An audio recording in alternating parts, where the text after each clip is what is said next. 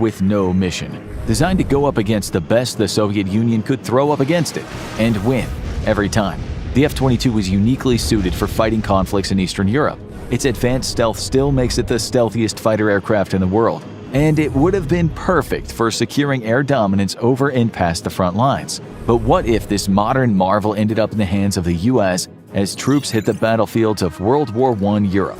With a thunderous roar, the F-22 would make its presence known above the trenches of war-torn Europe. Super cruising without the need of afterburners, the F-22's supersonic crack would stun the thousands of troops assembled below, who have quite literally never seen anything of the like. With silvery skin, a gold cockpit, and a delta wing body, the F-22 is generations ahead of anything flying at the time. Many would immediately assume this technological marvel to be an alien visitor, because no nation could possibly be advanced enough to field such a capable machine. And in truth, the F-22s might still be a UFO to the Allies of World War I. Impressive to think that the Raptor was designed just 60 years after the end of the war to end all wars, and yet upon showing up over the trenches of eastern France, it's so advanced that no living engineer could possibly begin to comprehend its construction. The F-22 is up against some of the best aircraft at the time. Germany and its partners were generally ahead of the Allies in fighter plane construction, and the Fokker D-7 was one of the most feared aircraft to prowl the skies. It only saw combat for 6 months, and that's a good thing too, because if the war had dragged on much longer than that, the Allies might have been very hard-pressed to keep any of their aircraft flying. The Fokker D-7 was a predator, lightweight enough to give it incredible agility and maneuvering. Germany would score 565 aerial victories in the Fokker D-7's short lifespan, and its most famous pilot, the Red Baron, would go down in history as a true Fokker legend. But compared to the Raptor, the Fokker D-7 or anything else in the German arsenal was basically just a pile of flying scrap.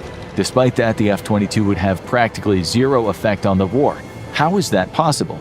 First, since we're not the modern Russian army, let's talk logistics. The F-22 is a true Wunderwaffe, an absolute wonder weapon of the 21st century despite being designed in the 20th. However, like many of America's cutting-edge technological marvels, it's an absolute prima donna. The plane has great difficulty in maintaining the stealth coatings, which make it so formidable, and daily maintenance is required to make sure it remains effective.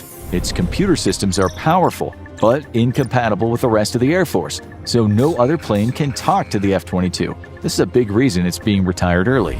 The Raptor is formidable, but just flying it will cost you an annual salary. For just 1 hour of flight time, the Raptor costs over $85,000 in fuel and maintenance. A 12-hour flight will basically set you back an entire mansion, unless you live in LA and New York, in which case it only sets you back a one-bedroom shack in the worst part of town. Granted, some of this cost comes from scale issues. The US Air Force had planned to buy hundreds of the fighter, but cut back to just under 200 when the Soviet Union cried uncle and tapped out of the Cold War.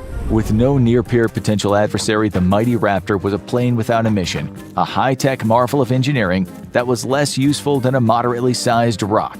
Without buying the F-22 in large numbers, production costs never came down, leaving the Raptor as an absolute bank breaker that's better served having it sit in a hangar than prowling the skies. And this is where we immediately run into problems with teleporting the Raptor back to World War I. As we mentioned earlier, the F-22 might as well be a UFO to the early 20th century Allies, and this comparison is extremely apt. It's widely considered that if UFOs were real and one ever crash-landed in our backyard, we'd basically be completely helpless in trying to reverse engineer or even understand how to turn the windshield wipers on. A craft capable of traveling across interstellar distances, or interdimensional if that's your jam, would require manufacturing processes so advanced we'd likely need thousands of years of advancement to understand. The very composition of the materials would require chemistry and metallurgical skills we're likely nowhere near to developing. Sure, maybe we'd eventually figure out how the windshield wipers worked by just pressing random buttons, but good luck replacing them when they break. The F-22 would be as immediately confounding to even the brightest minds of the time. Back then, the internal combustion engine had only been small enough to mount on an airplane for about a decade, and still decades behind the pinnacle of the design for piston-engine aircraft that would come in the 1940s. The first thing to confound World War I engineers trying to do maintenance on the Raptor would be the engine. Jet engines weren't unknown at the time. In fact, the first jet engine, a simple steam-powered device that used two nozzles on a sphere to make it spin rapidly on its axis, had been described as far back as 1st century Egypt. What we would understand as the modern jet engine would have been known to some of the brightest minds of World War I, who had already identified the concept of compressing air, heating it, and releasing it out the back, simply lacking the means of creating one. Thus, as the engineers of the early 20th century peeled back the hood and looked at the Raptor's Pratt & Whitney F-119s, they would at least know what they were looking at. After a brief investigation, they could probably even figure out how to start them up, at least once separated from the aircraft itself, as figuring out the digital controls would likely be impossible. But the advanced alloys that go into the construction of the mighty Pratt & Whitney F-119 would simply be beyond the ability of chemists and metallurgists at the time to understand. For starters, they have no way of analyzing the composition of alloys, but they also lack the aid of computers and other advanced equipment to create said alloys even if they did. The sensitive stealth coating wouldn't matter. Nobody's using radar at the time. It wouldn't be until 1935 that Britain invented the first practical radar unit. However, the flight surfaces of the F-22 require careful maintenance, but nothing comes close to the labor-intensive repair of all the parts of the plane that are near or help with the constant controlled explosion of hot gases that makes the plane go vroom. At best, the plane could be flown until basically it fell out of the sky from disrepair, basically the Russian Air Force's standard operating procedure, and the Allies would be lucky to get 3 or 4 missions out of it. But there is another problem: fuel. The F-22 takes a carefully calibrated mix of jet fuel, itself a result of decades of research by the U.S. Air Force into the best explosion juice that doesn't go exploding when you don't want it to go exploding. Try filling a Raptor's gas tank with premium gasoline, and the engine won't even turn over. The F-119s that power the Raptor need a carefully, very high-energy calibrated fuel that's much more energy-dense than regular petroleum or gasoline. So the Raptor's flying with whatever it's got in the tanks after coming through a time portal to World War I. That's not much, as a combat radius of 470 miles means you're only getting a few hours of flight time.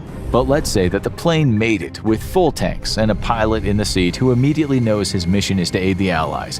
What could it actually do? In all honesty, not much. The Raptor is the deadliest aircraft in the world unless you're flying a 1910s biplane. The first and most immediate problem is the Raptor probably couldn't even keep up with the German Fokkers. The Fokker 7 had a top speed of 116 miles per hour, leaving many Allied pilots to exclaim in surprise, "That fast Fokker outturned me! It's a big airplane, but that fat Fokker can really fly." And they were right. Imperialist German Fokkers would end up losing the war, but the aircraft was formidable. A Raptor would absolutely smoke a Fokker, but ask it to shoot one down, it's a different story altogether. The slow speed of World War I planes would put the Raptor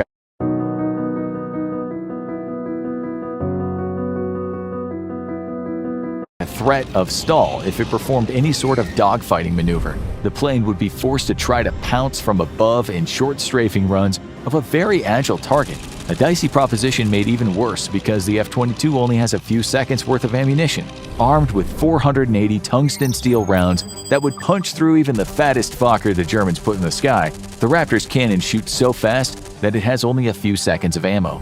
It's a fantastic quality when taking on a fast-moving supersonic-capable fighter, but terrible when trying to make any sort of dent on the numbers of the Central Power aircraft in the overall war. And when the cannon's out of ammo, the Raptor's basically done fighting in this war, because without advanced gunpowder used by the ammo in modern aircraft cannons, the Raptor's cannon couldn't operate properly. But the Raptor carries 2 AIM-9 and AIM-6 120 radar-guided air-to-air missiles, which are basically gonna have zero impact on the air war. Even more importantly though, they might not even be able to lock onto the flying Fokkers zooming around the sky. That's because those cheap Fokkers were made, like most aircraft at the time, from wood and canvas, things that radar aren't very good at locking onto. The AIM-9 short-range missiles are capable of locking onto the heat of the enemy engines, but the early piston engines of World War I would probably give off so little heat that even the AIMs might not be able to hit a single lucky Fokker. Unable to accurately target enemy planes with only a few hours of flight time available and construction so advanced, there's no chance World War I engineers could try to replicate or even repair it. The F-22 would ultimately have zero impact on the war, unless of course it was armed with a laser-guided bomb and knew the precise location of the German Chancellor at the time. But despite being useless to World War I air forces, there is one thing about the F-22 that the Allied engineers might be able to make use of: the engine. After the end of the war, the US would have its hands on engine technology nearly a full century ahead of their time. This would leapfrog American aircraft design, as slowly the secrets of the jet engine and the fuel needed to power it are unlocked. It's unlikely, but if Anthony Fokker hadn't moved his company back to the Netherlands after the war, there's a chance that primitive versions of the Raptor could have been swatting evil Nazi Fokkers right out of the sky and winning an